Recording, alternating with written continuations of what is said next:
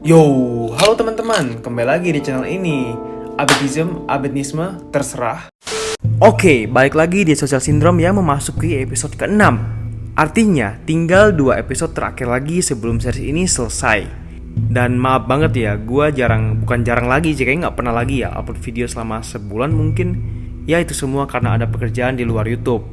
Sorry banget nih, tapi ya mudah-mudahan aja kedepannya gue bakal bisa upload terus-menerus ya. Doakan aja, oke. Nah kalau gitu langsung aja. Di episode kali ini akan menceritakan tentang Ai dan Shin, sepasang kekasih yang masih ya berbunga-bunga gitulah. Tapi yang jadi masalah, suatu hari nih si Shin melamar Ai untuk menjadi istrinya. Namun ada perasaan janggal nih, karena si Ai, si ceweknya itu selama ini belum mengenal keluarga Shin. Jadi ada timbul rasa bimbang dari dirinya untuk menerima lamaran dari si Shin gitu. Hingga detik ini pun dia belum pernah tuh ketemu dengan keluarganya si Shin gitu. Hingga pada suatu hari terungkaplah fakta-fakta mengejutkan tentang kehidupan keluarga Shin. Dan bagaimanakah kelanjutannya? Kalau begitu gak usah lama-lama lagi lah. Ayo kita langsung masuk ke cerita. Cerita dibuka dengan Ai yang kaget karena pacarnya Shin memberikan kejutan ulang tahun, tapi agak gimana gitu ya. Agak aneh sedikit cuy, creepy gitu. Dan sebab kejutan ulang tahun yang begitu aneh itu, Ai tak sengaja memukul kepala Shin, menyebabkan luka. Lalu ketika mereka sedang duduk berduaan, Shin melamar Ai, mengajaknya menikah. Ai mengira ini cuma lelucon, tapi hari ini tanggal 3 April, yang artinya sudah lewat 2 hari setelah April Mop. Dan 3 April, kata Shin, adalah hari kejujuran. Shin pun teringat kembali janjinya kepada Ai setahun lalu. Sewaktu mereka berdua mulai pacaran, Shin berjanji akan memberikan yang terbaik. Nyeseknya, Ai malah menolak. Bukan karena dia player atau tukang PHP-in orang. Ai punya alasan personal, yakni dia belum sama sekali mengenal keluarga Shin. Bahkan belum pernah bertemu sekalipun. Ya, agak berbeda dengan Ai. Kalau dia sih, keluarganya sudah meninggal lama. Sebenarnya, Shin cukup kecewa, tapi apa daya, ucapan kekasihnya itu ada benar juga. Akhirnya, Shin meminta Ai menyimpan cincin itu. Ini adalah saya. Hah? Oke. Temannya Ai. Karena namanya agak ambigu gitu, jadi aku ubah jadi Babet. Oke. Ai menceritakan yang terjadi kemarin itu kepada sahabatnya ini. Kesimpulan mereka, perasaan Ai sedang campur aduk sebab dilamar tadi malam. Ai pun bermaksud meminta bantuan Babet yang bekerja sebagai programmer di kepolisian untuk mengecek riwayat kehidupan Shin, sebab ia ingin tahu kehidupan kekasihnya yang misterius itu. Babet awalnya menolak dengan cuek, namun ia berkat Ai yang terus menggodanya, hati Babet pun luluh dan mau membantu. Malam hari kemudian, Ai yang sedang stalking sosial media Shin ditelepon Babet yang mengatakan kalau tak ada hal-hal yang mencurigakan dari riwayat Shin. Masih ada keraguan di hati Ai, mengingat Shin pernah memintanya tak perlu membicarakan masa lalu. Lalu Ai tak sengaja melihat foto di Facebook Shin yang mengingatkannya kejadian 1 tahun lalu waktu Ai sedang sakit.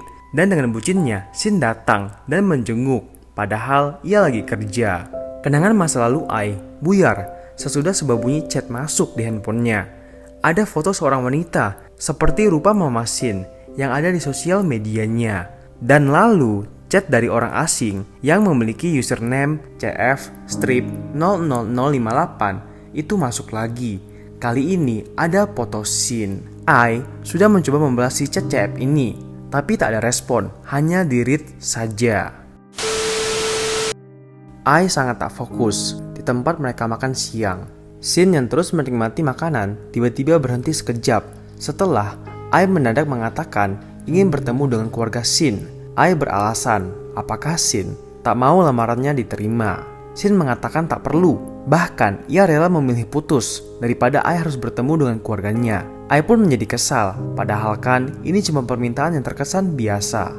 Malam hari di kamar, Ai yang menggalaukan kejadian tadi siang tiba-tiba mendapat pesan masuk lagi dari orang asing tadi, berisikan tentang seorang pria tua yang bernama Sepsunetsu yang telah membunuh istrinya secara brutal dengan menyuntikkan racun. Yang membuat Ai agak kaget adalah nama belakang si Natsu itu, persis seperti nama belakang Shin.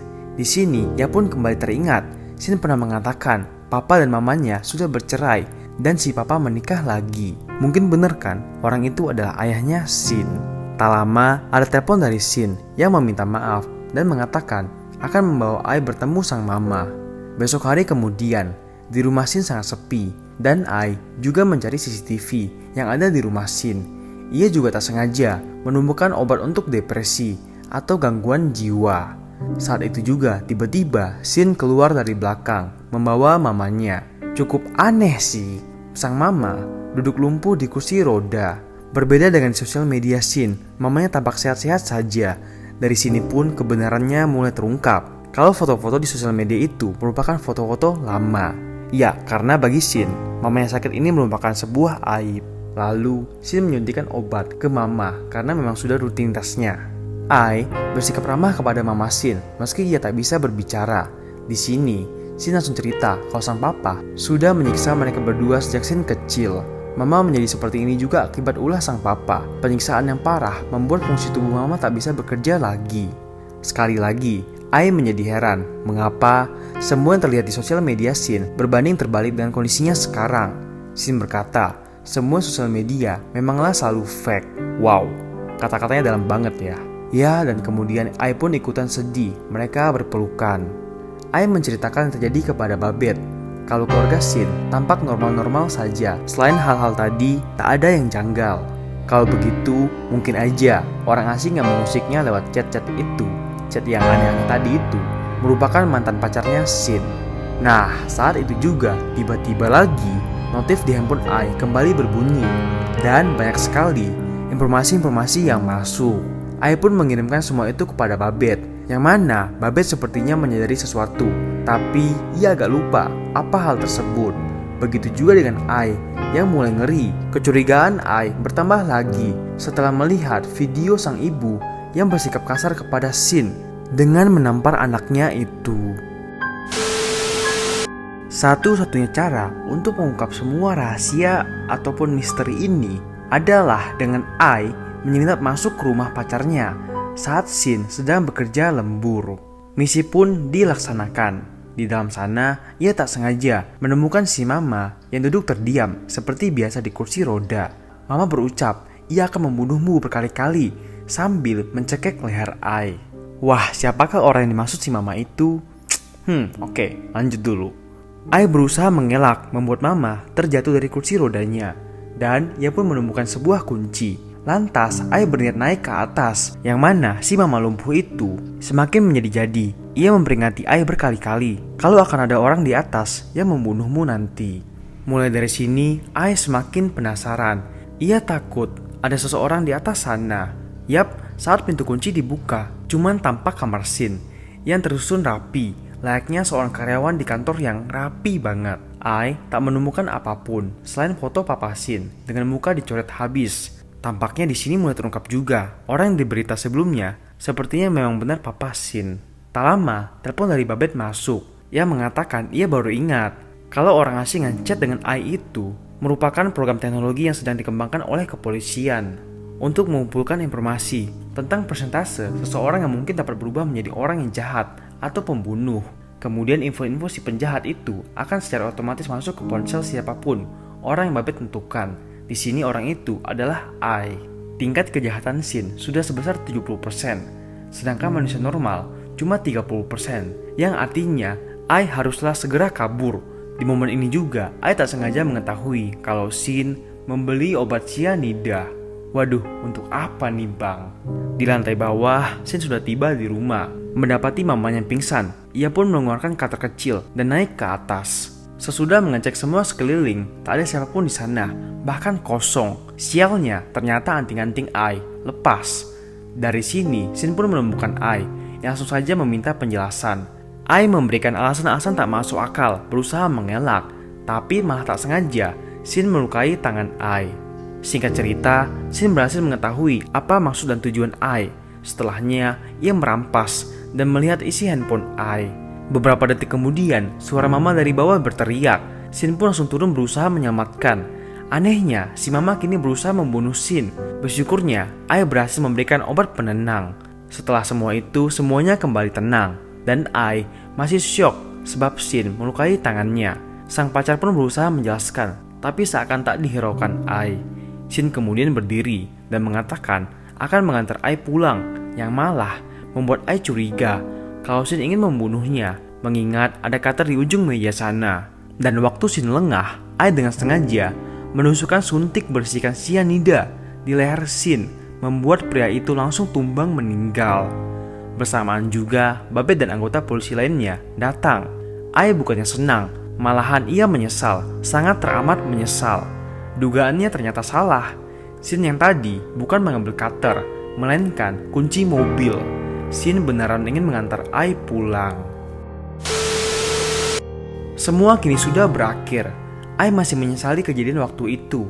Terlebih sesudah Ai melihat pesan terakhir Shin dari sebuah kartu memori kecil yang diselipkan Shin ke dalam kotak cincin lamarannya. Shin pun menceritakan semuanya. Waktu itu, ia pernah ingin membunuh mamanya dengan cyanida. Akibat sudah tak mampu lagi melihat mamanya sakit seperti ini. Tapi sayangnya, rencana itu gagal. Dikarenakan Ai yang dengan random duduk di bangku depan Shin. Tingkah laku si Ai yang kocak juga konyol membuat Shin tersadar diri, juga teringat kembali dengan orang tuanya. Ya intinya karena Ai lah, Shin juga sadar dan berubah kalau ia sebagai laki-laki harus tetap semangat dan menjalani hidup dengan sebisa mungkin. Aduh, jadi selama ini salah sangka ya. Rupanya Shin itu beneran sayang kepada Ai. Nah, sedangkan di kantornya, Babette malah mendapat promosi pangkat karena sudah dianggap berhasil melakukan uji coba aplikasi baru kepolisian ini. Wah, kalau gini mah kayaknya lebih ke cerita tentang aplikasi yang error ya.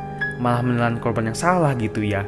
Kan bisa aja ternyata yang aplikasi itu record tentang mamanya si Shin kan, yang ada psikopat itu kan. Ini mah dugaan aku pasti si aplikasi yang salah sih, nggak mungkin lah Shin kayak gitu kan. Ya bisa aja karena mamanya Shin kan emang tingkah lakunya agak-agak creepy gimana gitu. Ya pokoknya aplikasi itu cuma bekerja berdasarkan fakta gitu loh. Yang langsung aja nuduh seseorang sebagai penjahat. Gila, miris banget gak sih kayak mereka di dunia film ini lebih percaya dengan aplikasi yang dibandingkan dengan pengalaman diri pribadi. Padahal kita udah lama dengan orang itu kan, kayak gitu. Aduh, jadi agak sedih gimana gitu guys. Ya udahlah, pokoknya daripada sedih-sedih, mending aku tutup aja deh cerita episode kali ini. Ya udah, oke. Bye.